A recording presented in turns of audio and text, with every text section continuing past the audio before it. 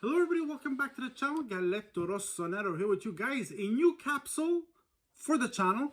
Today I decided to bring back some old memories. So I used to watch Serie A in the late 80s, the early 90s, then the 2000s. And a lot of great players went through Serie A. Some of the biggest players, from Zidane to Del Piero to Van Basten to Ronaldo, not the actual CR7 but il fenomeno. Some big players passed through Serie A, and I decided to bring once a week a little capsule on a player that marked my youth. So not necessarily always the best players, but some stars, some great players that definitely made me enjoy soccer. Obviously I'm a Milan fan, so a lot of Milan players, but not only. So today, the first player, a player that not everybody will know, but to me was a great midfielder. We're talking about Marcel Desailly. Marcel Desailly was an awesome player, one of the most accomplished midfielders of his generation, one of the finest Frenchmen to play midfielder and defense. He was so good, guys. He had this uncanny ability to break down plays, to break down opposition, to anticipate the play. It was awesome to see. He was big, he was strong, he was quick.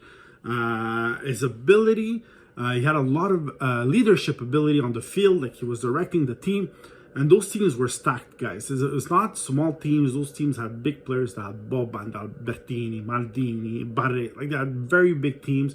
I think he played also with Baggio in 1995. Guys, big teams, and he was a very important player for those teams. An awesome midfielder, one of the only players in football history to win back-to-back Champions League with two different teams. A lot of people may not know this, but Marcel Desailly played the final in Monaco in 1993, Marseille versus Milan. Playing for Marseille, he beat the big Milan team that year. And then in 1993, in November, 6 months later, Fabio Capello, coach for Milan at the time, needed to bring some quality into the team. Boban had got down with an injury. He was out for something for like 40 or 50 days. So he decides to go buy Marcel Desailly, who he had seen close up because he had beaten him the year before or 6 months earlier. Brings him in. That year in 1994, they go into the final. They play against the big Barcelona team. They beat them 4-0. Marcel Desailly actually scores a goal in that game. Back-to-back Champions League winner. In 5 years with Milan, he has one Coppa dei Campioni, 2 Scudettis, 1 European Super Cup, 1 Italian Super Cup. He was a very accomplished player. He then went on to win in 1998 the World Cup with France, and in 2000 he won the Euros with France as well, beating Italy. Guys, he was a very good midfielder. He then went on to play center back at the end of his Milan stint. Capello pushed him as a center back. Guys, he went on to play with Chelsea. He was an awesome player.